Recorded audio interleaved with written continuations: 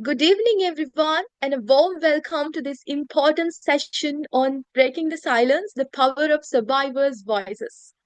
I'm Rizla, and I'm so honored to moderate today's discussion with you all. This webinar is a part of our 16 Days of Activism Against Gender Based Violence campaign hosted by the International Youth Alliance for Peace. Through these webinars, we aim to spark conversations and inspire action to address the many phases of gender based violence. I would also like to welcome all our participants, those who registered for this, and are here with us, live participants as well. Your presence today is a testament to the collective commitment to ending violence against women and promoting gender equality. Session is the first in a series of webinars focused on various aspects of gender-based violence. Over the next few days, we'll be exploring topics such as gender justice, peace building, and the role of communities in combating gender-based violence. Stay tuned with us as these conversations are designed to empower you with knowledge and tools to create meaningful changes. Now, it's my privilege to introduce our guest speaker for today, Ms. Sashi. While I won't go into too much detail, but I would like to highlight that Ms. Sashi is an esteemed expert in human rights, transitional justice, and gender justice. Also, she has dedicated her career to promoting gender equality and countering hate speech, making her a leading voice in the fight against promoting gender-based violence. Miss Sashi, thank you so much for joining us with us today. And to begin, could you share your thoughts on current state of violence against women and why addressing this issue is more urgent than ever as per your view? And we are so love to hear from you. The floor is yours now, Miss Sashi. Thank you for the very kind introduction. I wouldn't say I'm like a pioneer in the field, but I try to do what I can do with like the experience and the education that I've received. Little bit more about me. I am a law graduate and I have specialized my studies in human rights, transitional justice. And I was also a fellow in ALI in prevention of violent extremism. I have co-founded two organizations across South Asia. One is called Dignity in Difference, and another is called Youth Effect. Both are more youth-oriented, like you guys here. So I'm very honored and like very excited to share my views on this topic to like-minded youth here. Just give me 1 second because my notifications are making this now sound.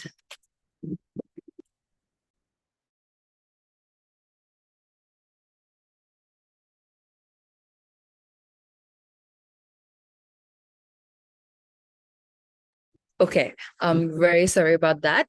If I talk a little bit about my experience and why I think working on gender justice or why there should be emphasis on the gender-based violence that happens every day is because if you take the statistics from Asia, 1 in 3 women is subjected to gender-based violence in their lifetime.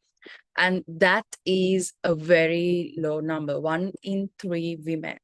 And that this actually is quite dissected around different reasons as well. I will give you a small because if I try to talk about it, it will be like a really big lecture. So I will give you a small breakdown of it. And then if you have any questions, you can ask them. And then also Rizla can ask any point that she want more clarification on. So if you take gender-based violence in Asia, there are several factors that contributes to that, right?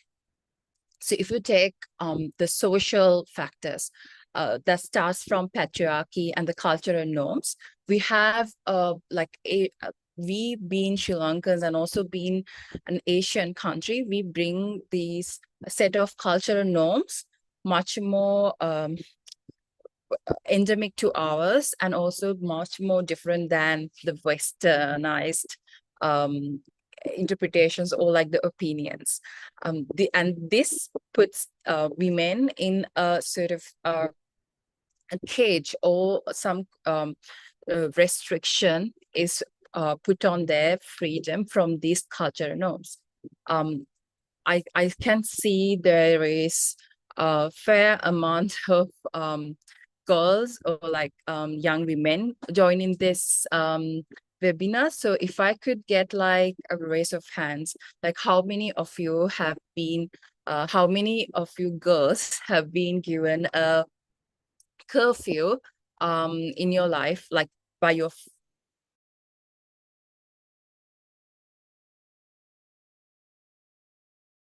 family, or like have gotten a curfew like that? If I can get like a show of hands or something, is that possible, Rizla? Or I can, maybe you can type it on the chat as well. You can carry on, Sashi. Like if it is.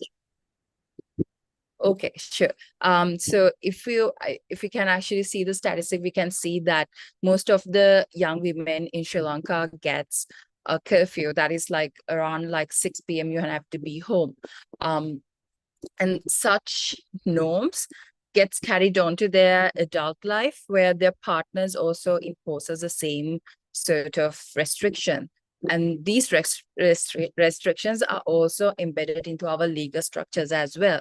And if you take our legal like statutes as well, you can see in these labor acts related to labor law, or like on the Chopin Office Act, or the maternity, the act pertaining to maternity leaves, there are these restrictions that have been embedded into the entire system.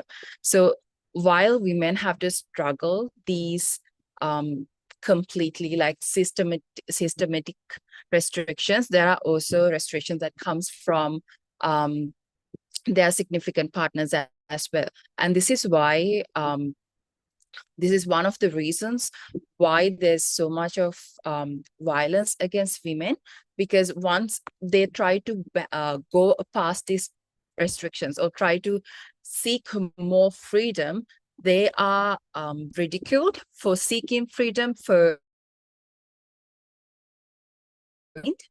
in this Asian culture. And if you before, there are these weak legal enforcements, right? Like the statutes which have not been updated over the past 100 years, even in Sri Lanka. These also restricts the freedom, and also the limit that women can go in, even like in a legal trial as well, because there's lack of survivor support. But recently there have been more improvements, or there have been discussions to make improvements to this. And if you take the intersectionality, which is also a root cause of violence against women, violence is disproportionately impacted into marginalized groups such as ethnic minorities, and also sexual and gender minorities as well. These are different factors that I can identify as root causes of violence against women. And this impact doesn't only impact on an individual level, it also impacts on community level. If you take an Asian girl and compare with someone from maybe Europe or maybe Americas, you can see the level of the development. There can be exceptional cases, but then if you take the level of development, or like the development of careers, or the sort of steps they would take in their career, we can always see that women always take a back seat in that in Asia. And again, that applies to Sri Lanka as well. Okay, so I will quickly go on to the The other one that I wanted to talk about, there's when we talk about violence against women, we need to also pay more attention to the importance of survivor-centered approaches, which is something that is very viewed as a taboo subject. They always try to talk about like, oh, so the girl was harassed, so just put the perpetrator in the jail. That is not the only way to approach a certain harassment case like that. You need to think about the victim, and then about the socio-economic status of the victim and what they would undergo in their cultural settings, or like the communities as well, which is not something that is actually done in our protocols or the procedures currently in the country as well, or in Asia. Survivors are like just not victims, but also they are powerful agents of change. And that needs to be made a reality, or more like the majority than the minority. And one of the initiatives that I've been part of is creating a database with survivor stories in South Asia when it comes to online hate speech, so that survivors are able to sort of become more empowered by telling their story, and also empower another survivor by sharing that story. Because the more you hear another person is affected by the same things that you are affected, you also get empowered to talk out, or also to heal through that process. So we at DID, the Dignity Difference, have created a tool for that. But yeah, there are other organizations that are working on this as well, but then they are really slow because there are sort of lot of cultural barriers that you need to jump over to get the realities in check.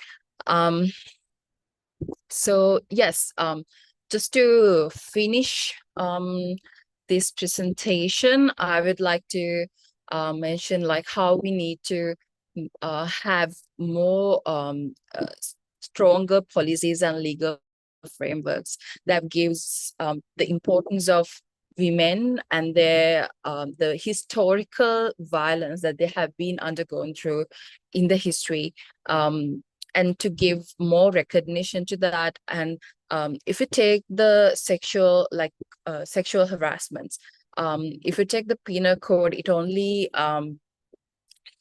goes into just one aspect. It doesn't okay, let's take cyber, sexual, and gender-based violence. It doesn't cover those aspects where a person who is interacting online gets abused or like harassed by someone in the digital space. There is no way in the current legal mechanism for me, if I was the victim, to go and seek support from the legal system. Let's say I was doxxed. So doxing is where my personal information is released in to the public digital space without my consent. Like, let's say that I trusted Rizla with my personal information, like my address, my phone number, my name, my family members' names, and my family members' phone numbers. And Rizla goes and post it in the dark web or any any public space, but that is not something that I can hold Rizla accountable, because the law has not been developed. Right now, or previously, last year, we had some discussion. The civil societies and activists were having discussions with the Ministry of Justice to include all these aspects of sexual and gender-based violence into the penal code, which was an initiative taken by the previous minister. So these are the things, like, so the minister changed the developments or the talks that the civil society has been doing with the lawmakers, the policymakers, get stopped when the politic stability of the country changes as well. So that's again another factor that contributes to violence against women as well. So again, that goes to my next point that I want to talk about, the role of stakeholders. While governments need to create a more survivor-friendly reporting mechanism, or like create more government-funded mechanism for survivors and victims, civil society also needs to amplify the voices of survivors and victims as well. And this has been like a lot of organizations have been trying to do this over the past few years, especially after the end of the war, because after the country regained political stability, it was more favorable for civil society to act on these matters. So yes, like I said, when talking about violence against women, I always like to give more depth, or like importance into using survivors' voice as a key, or like a very important element in eradicating or ending violence against women, because that is very powerful. And that is also a way that I was empowered listening to survivors, because as part of my first work experiences, I was a researcher. So I was able to meet women who are from different marginalized communities and listen to their stories.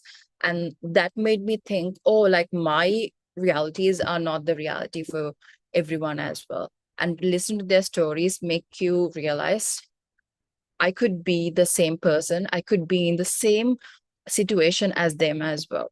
So that was a turning point for me in my life. And I hope in the coming future, giving a more survivor based approach into ending violence mechanism in the country, we can achieve that as a community as well. So yes, I know I took a little bit more time. Rizla, you can ask your questions. Thank you, Sashi. And that was so insightful. And personally, as a law student, I also agree that the law reforms in Sri Lanka regarding the gender-based violence, sexual harassment, should improve at a high level in order to gain, or in order to see a beautiful society without sexual harassments and with positive impacts. And also, that was so interesting to listen from you, that your personal stories about women and their harassments is really impressed myself basically. And as you said, reality is not what we see through our eyes. Reality is what is hidden in this society. And yes, thank you so much once again, Ms. Sashi, for that amazing and insightful introduction. And now I would like to delve more deeper into today's topic through a few curated questions. And as per your view, what are the main factors contributing to violence against women in our community, and how can they be addressed effectively? And what's your view on this question? Yeah, sure. So like I mentioned, I would go very fast on this because I also touched base on these. So I would identify the following as the key factors: the cultural norms and the patriarchy that is delved into the communities in Asia, and also specifically in Sri Lanka as well. And also the economic dependency when it comes to women. Most of the women are not able to be financially independent, because most of the time they are expected to be the housewife where there is no income. So the more financially dependent they are, it becomes also a factor for them to be subjected to violence. And also the lack of awareness about rights. Most of us also don't know what our rights are. I think in the recent past, youth was able to get an understanding about their rights, because with the dawn of the infodemic, with like the social media, with if you take like Facebook, Instagram, and TikTok, there are these influencers doing these sort of reels and post about your rights, because we had these economic recession and the Aragale in the past few years. So there is a gradual increase, but then still it is a key factor that contributes to violence against women. And the weak legal frameworks, like I said, and also the intersectional vulnerabilities like the ethnicity, and also if you are a disabled woman, you are under more risk, or it's a more riskier than a woman who is not disabled. And so if I would answer how they can be addressed more effectively, I would say first one would be to strengthen the entire legal mechanism where women or like the more marginalized communities are given more priority and importance, so that it is a more equitable system.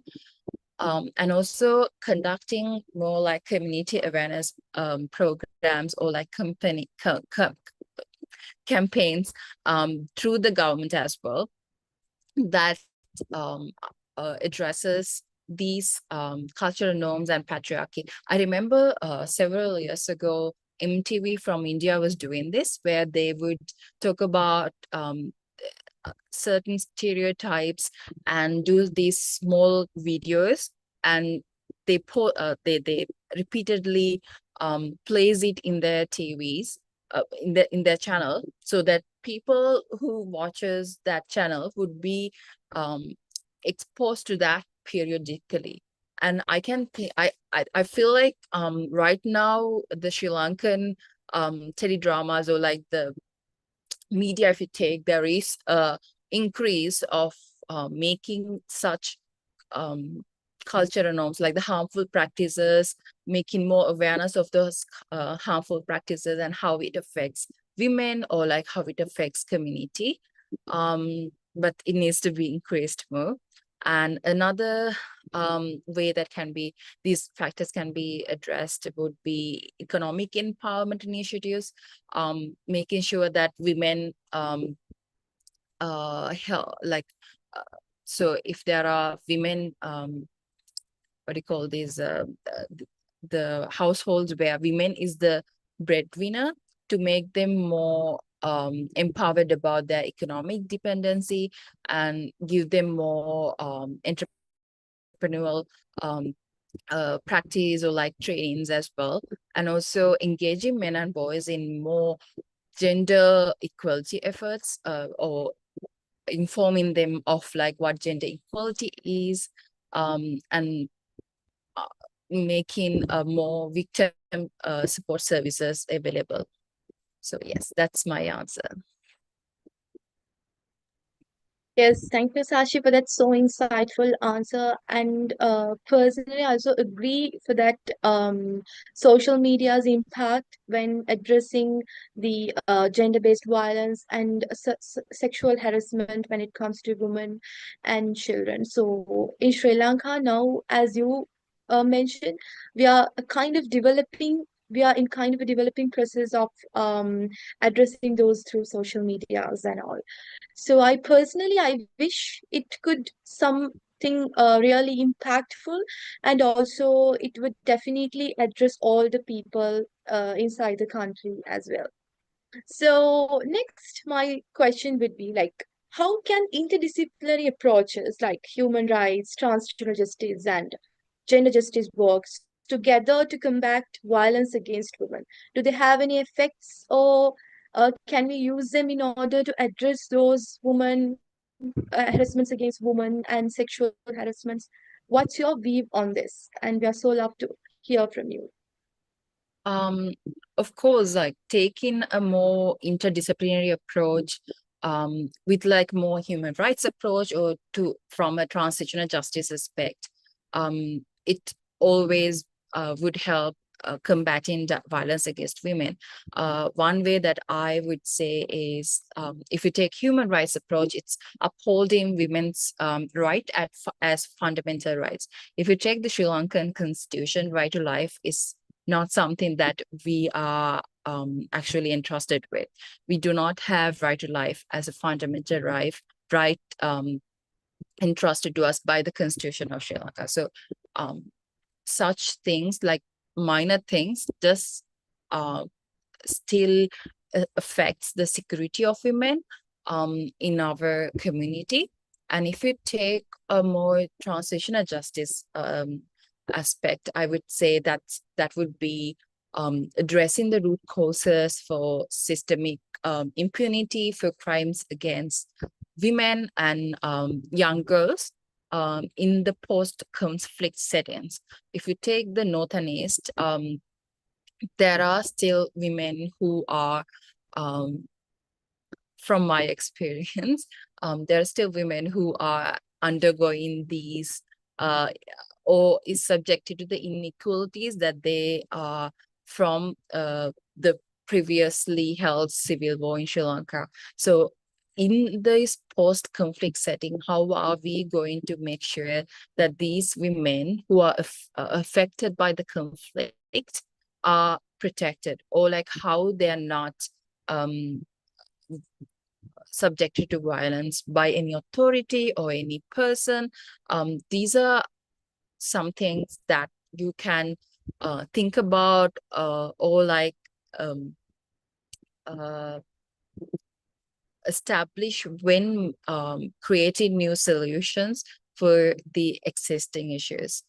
So that would be taking a transitional justice approach into this. And if you take a gender justice, that is what you were asking. Yeah.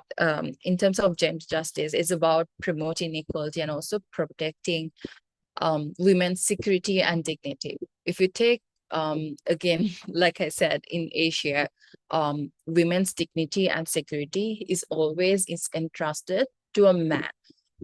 Most of the time, women are not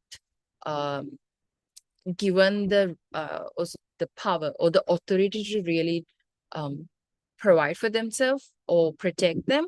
It's always entrusted to a man. Like, it can be your father, it can be your brother, it can be your spouse, it can be your partner, like a boyfriend or a fiance. It's always about entrusting. Like, if I want to go out at night, let's say I want to go out at 11 p.m. I become hungry and I wanted to go to the nearby restaurant. I've always, someone from my family would be like, no, like, please go with your brother, like, you'll be more safer. So that's always, like, women are told, like, without a man, you will not be secure. So that idea or the stereotype needs to be broken. While that happens, it also gives that, it makes this community change as well, that women can tend for themselves. They can go out at night, and that does not mean that they can't take care of them. That also doesn't mean that a man can go and violate them or harass them, right? So that is several approaches that you can take to make it a more holistic process, or like a mechanism into ending violence against women. I think if I talk from my transitional justice approach in Sri Lanka, we still haven't addressed the wartime abuses or like violences. And also, rather than doing anything about it or like, making those accountable, just starting to talk about it is a big step. And that helps. That validates the women and girls who underwent violence during the wartime. So these are certain approaches that you can take. So yes, I hope I answered your question. Yes, thank you so much, Miss Sashi, for that amazing answer. And definitely, as you mentioned, human rights, transgender justice, and gender justice work together. Definitely, they effectively work towards addressing harassments for women and sexual harassments as well.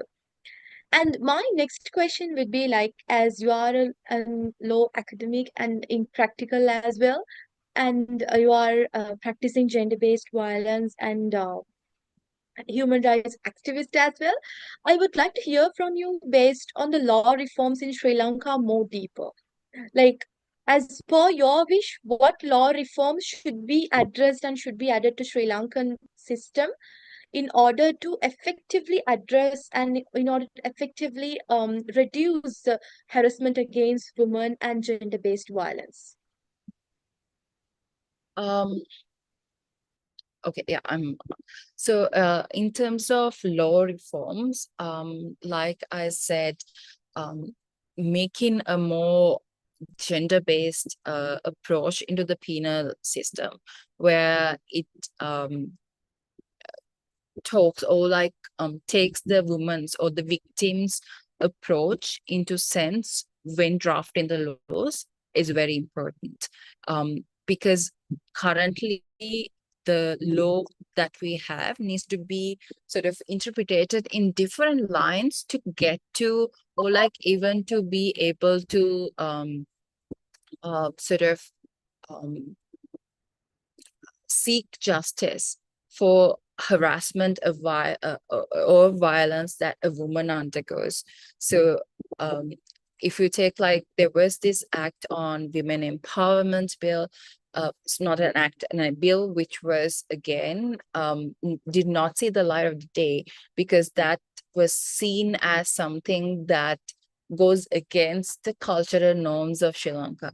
What women are simply asking is for their bodily autonomy and their financial independence and their empowerment in the society. But then that is viewed as a threat by certain communities or certain ideologies. So this needs to be sort of separated from the rights of a person in our legal system, because our lawmakers always try to take a more cultural or religious approach into drafting laws rather than more right-based approach.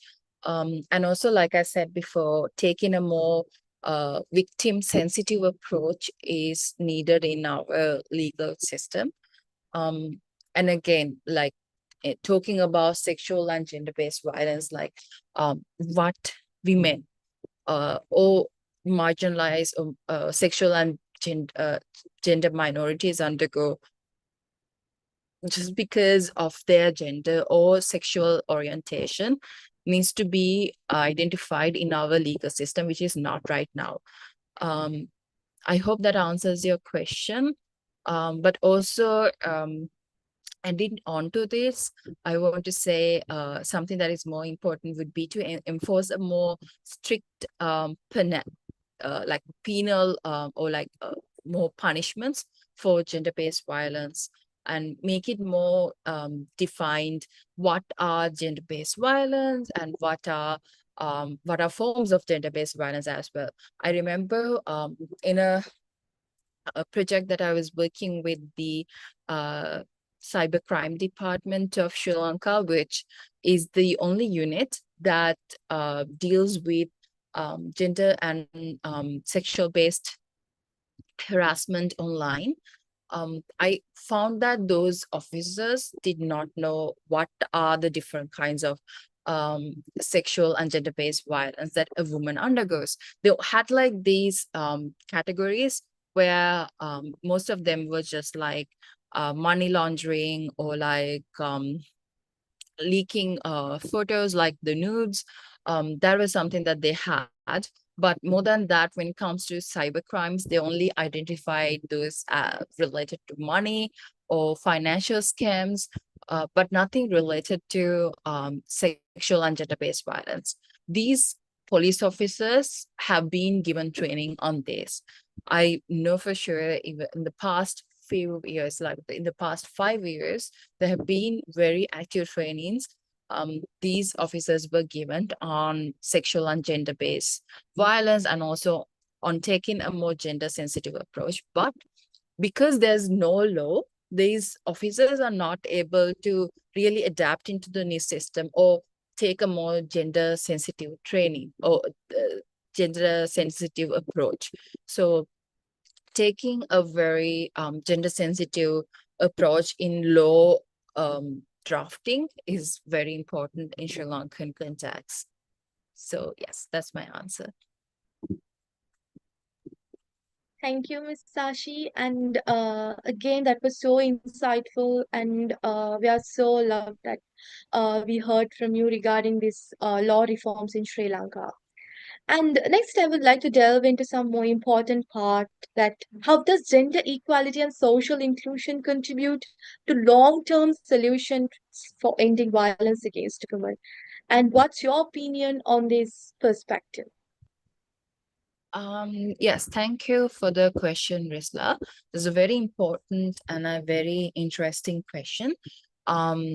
Because if you think about GESI, or like gender equality and social inclusion, I will define GESI a little bit more to our audience. So GESI, or the gender equality and social inclusion, is basically ensuring a more equitable access and opportunities for all genders and marginalized groups. By equitable access, I mean so that any a person with any disability or any social inequality are able to match the level of another with lesser or higher social inequality. So this includes all genders and all marginalized groups. So yes, how your question was, how does GESI contribute to a more long-term solution? I would say the main impact it does is it addresses the systemic gaps or loopholes or inequalities that enables violence. So there are these, if you know the iceberg tip theory, in a community, there are these issues that you see on top. At the surface, you see certain issues occurring more repeatedly and recurrently, but you don't always dig deeper and see what's below the surface, or like what are the root causes. By taking a more or like a GESI approach, you addresses those root causes, thereby eliminating those root causes that created these historical violences. So that way, by addressing it, you are minimizing or eliminating such systemic inequalities that in turn reduces violence and also reduces violence against women. And also, by taking a GESI approach, you are taking all stakeholders into account. Like, it will not be just men talking in a table about the issues of women. It will be everyone, like representatives of different marginalized communities, women, men, mothers, daughters, everyone to whom the issue affects would be contributing to these discussions. So by taking such a approach, like a GESI approach, you includes all these opinions, and thereby it ends the violence cycle. Yes, I think that's all I can answer about this question.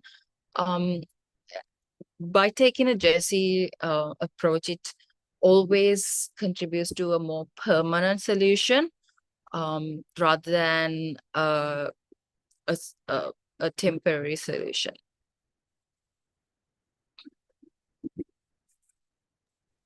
Yes, Does thank that you, Ms. Sashi. Yes, you can carry on. No, I was just asking whether that answers your question. Yes, yes. Thank you so much, Miss Sashi. And yes, definitely, which gave the best answer for the question. And as we talked about laws, and then I think that it's better to talk about the policies as well. So, as per your view, what policies or community-driven programs would you recommend to ensure women's voices are heard and their rights are protected? Could you repeat that question? Community-driven programs and Yes, sure. Sure. And as we talked about laws, and I thought of delving into policies as well. So, what policies or community-driven programs would you recommend to ensure women's voices are heard and their rights are protected when it comes to social harassment and gender-based violence? sure. Like I mentioned at the start as well, policies just must not penalize the offender. It should also empower the survivors and may or enhance the lives of the survivors, or empower them to rebuild their lives before they were subjected to violence, right? So in taking that approach, community-driven initiatives such as peer support networks, or creating these shelters where women who are subjected to violence can go as a more of a government driven mechanism. It allows women to speak and seek justice. What I see most in our society is that women are scared to talk out and approach another, because we have this what do you call this saying in our culture, where if you say in Sinhala, it says gedara gini pitata denna epa. So that is basically saying, like, whatever that goes in your house, don't tell anyone else, um anyone outside your house. So whatever the violence that goes in your house, women are advised or like told repeatedly from the community, even by their own mothers or their family, to not to share with others. So this is one reason why women who are in intimate partner violence, who are subjected to intimate partner violence, are scared to speak out and share their stories. So by establishing such peer networks for survivors as a more community-driven program, people would be more empowered to talk about it. And by talking about it, it also reduces the occurrence of such violence in a society as well. And as a policy recommendation, I would say, again, enforcing more strict penalties and punishments and fees for gender-based violence is one way to go. And also, when it comes to law enforcement, there should be a mandatory gender sensitivity training. Like I know, like currently, if you are to arrest a woman offender, you are it is mandatory to have a woman, a female officer with you. So, but then, even then, in practice, what I've seen is that even having a female officer is inadequate, because they're not given proper training on how to deal with such issues in a more gender sensitive approach. So a mandatory gender sensitive training is a policy recommendation I could think of. And also more accessible reporting mechanism for survivors is something that can be done through policies, because this is done through the civil society organizations or like the activists, but then it doesn't get a lot of publicity, or a lot of people are not aware of such mechanisms, because these are not something that is entrusted by the government or the state. So yes, these are my recommendations as policies or community-driven programs. Yes, thank you so much once again, Miss Sashi, for that insightful answer. And we are so honored that we listened from you regarding the policy and law reforms when it comes to gender-based violence and sexual harassment. And once again, thank you so much for those enlightening responses. And at this point, we'll now stop our live streaming. And I would like to express my gratitude to our live audience for joining us. Thank you so much. And we